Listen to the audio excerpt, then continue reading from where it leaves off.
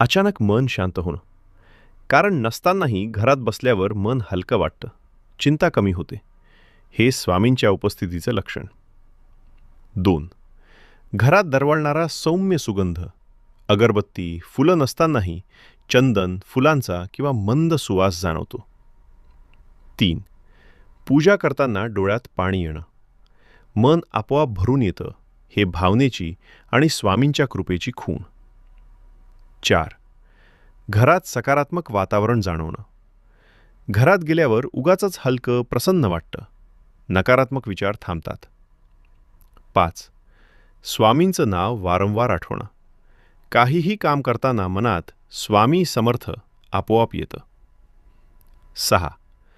अडचणी असतानाही धीर राहणं. परिस्थिती कठीण असली तरी मन घाबरत नाही. विश्वास टिकून राहतो. 7.